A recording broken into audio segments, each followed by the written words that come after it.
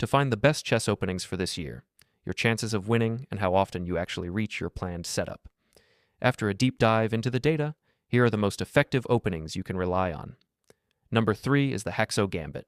It begins with the king's pawn opening, pawn to e4, and black responds symmetrically with pawn to e5. You continue into the main line, but then you play pawn to d4, challenging the center. When black captures the pawn on d4, instead of recapturing, you develop your bishop to c4. In this position, many opponents will respond with bishop to c5, a standard developing move that also strengthens their hold on the pawn at d4, making it harder for you to regain it. Now, you act as if you've given up on reclaiming the pawn and play pawn to c3, offering a trade. Most opponents will capture the pawn on c3. That's when you launch the tactical shot. Bishop captures on f7. After black recaptures with the king, you play queen to d5, a double attack on the king and the bishop. This allows you to recover your sacrificed material with interest.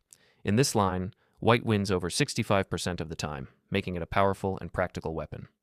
Pro tip: after the king retreats, you could grab the bishop immediately, but an even stronger option is to first play queen to h5, delivering a check and increasing the pressure. This move provokes black to push pawn to g6, which weakens the long diagonal, a weakness we plan to exploit later. Now, you calmly takes the bishop on c5. If black decides to capture the pawn on b2, that actually backfires, because your bishop will become incredibly powerful from that square, putting immense pressure on black's position. So, if they want to grab that pawn, let them. It's to your advantage. If black avoids the trade and instead plays something like pawn to d6, it doesn't really change your plan. You now capture the pawn on d4 with your queen, attacking both the center and the rook on h8. Notice how helpful it is that black's pawn is now on g6 rather than g7. This early push created the weakness we're now targeting. After queen to c3, you're attacking the rook. If black defends it in any way, you can simply castle. At this point, your development is smooth, while black's king is in trouble. Since the king has already moved, it can no longer castle and is stuck in the center. From here, you can increase the pressure by playing bishop to g5, possibly followed by bishop to h6 to threaten a trade or invasion.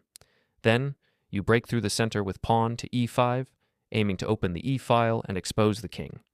Your overall plan is straightforward. For example, after bishop to g5, the knight is pinned in every direction. Black will be forced to defend it awkwardly, while you can continue developing with a move like knight to d2, bringing all your pieces into the attack. At some point, you push pawn to e5 and begin your final assault. For example, if black plays queen to e7, you can either prepare with rook to e1 followed by pawn to e5, or you can play pawn to e5 immediately. If black captures the pawn, you can sacrifice your knight on e5. Then, on the very next move, you bring your rook to e1. Because of the powerful open e-file and the exposed position of black's king, you'll soon recapture the knight with rook takes e5. This move also threatens both the king and the queen. Since black's king is stuck in the center and unable to castle, they have no escape. You gain total control of the position and are well on your way to victory. Coming in at number 2, the Sicilian Defense, is the surprising Mengarini variation. It starts with pawn to a3, an odd-looking move that seems to go against classical opening principles, but it actually delivers excellent results. The idea is simple. You're preparing to push pawn to b4.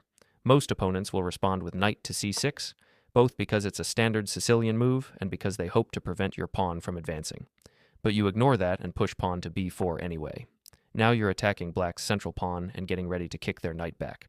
It's a bold and aggressive way to take control early, catching many opponents completely off guard. At first glance, it seems easiest for black to accept the trade and win a pawn. They take it, thinking you've simply blundered for no reason. But that's exactly what you want. Now, you strike with pawn to c3, gaining a tempo, and quickly follow up with pawn to d4. Suddenly, the board tells a different story. Despite being down a pawn, white has clear compensation, a powerful central presence, an active position, and an open file for the rook. This central pawn is also ready to march forward and chase away black's knight, which makes things uncomfortable for your opponent. In response, most players will push pawn to d5, trying to lock down the center, activate their light-squared bishop, and follow general opening principles. You go ahead and capture on d5, and after queen recaptures, you surprise them again, this time with knight to a3. It looks strange, but it's all part of the plan. You're setting up pressure on the center while preparing to bring your knight to b5, then c7 later, depending on how black responds. This creative playstyle disrupts your opponent's rhythm and gives you the initiative. At this point, it might still seem like white has no clear plan.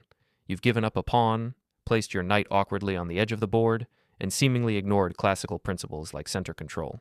But suddenly, a hidden threat becomes very real. Black plays pawn to a5, you play knight to b5, your knight is safely protected, so black can't just capture it with the queen, followed by a devastating jump to c7, a royal fork attacking the king, queen, and rook all at once. Your knight is safely protected, so black can't just capture it with the queen. Now the threat of knight to c7 is absolutely real. If black isn't careful, you'll fork all their major pieces. Often, black will try to retreat the queen to d8 in an effort to cover the c7 square, but by then, it's already too late. The pressure is mounting, and your attack is in full swing. Now that black's queen has moved away, your central pawn has a clear path forward. You push it, gaining yet another tempo. Wherever black's knight goes next doesn't matter much. You keep advancing, locking the pawn into place and reinforcing your threat of knight to c7. Black still struggles to defend that critical square. Often, their only real attempt is knight to a6, trying to cover c7, but you don't hesitate. You're even willing to sacrifice your rook because the tactical payoff is enormous. You jump in with knight to c7, delivering the fork. After king to d7, you could simply take the rook and be up material with a clear advantage. But there's an even stronger, and far more stylish, continuation. Queen to a forecheck. This move launches a deadly attack. The only legal escape for the king is to step forward with king to d6. And now, your knight invades with knight to e8 check, slipping behind enemy lines. At this point, the king is trapped with no safe retreat. You can finish the job by bringing in a bishop, either bishop to a3 or bishop to c4, cutting off all escape squares. For example, if the king tries to run with king to e6, you play bishop to c4, sealing the net. And just like that, your final bishop is ready to join the attack and deliver a beautiful, crushing finish. The king can't escape. Your knight covers key squares, your queen controls vital diagonals, and the attack is overwhelming. If the king runs to f5, you follow up with queen to c2, chasing it down. Should it try e4, you respond with pawn to g4, forcing a series of checks that lead directly to checkmate.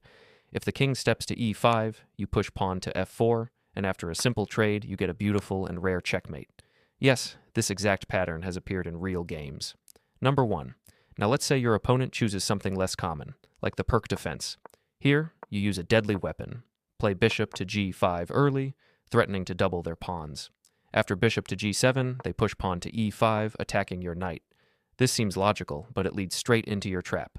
You trade on e5, and they rush to exchange queens to avoid losing castling rights. After recapturing, their knight jumps to g4, pressuring your e4 pawn twice. You calmly play pawn to h3, inviting them to take it. Once they grab the pawn, you strike with knight to d5, threatening knight to c7, a royal fork. Our rook has also joined the attack. You also attack the pawn on e7. Black tries to stop it with knight to a6, but you simply capture with your bishop. Then knight to c7 check follows, and after the king runs to f8, you ignore the rook and instead deliver rook to d8. Checkmate. Simple, sharp, and highly effective.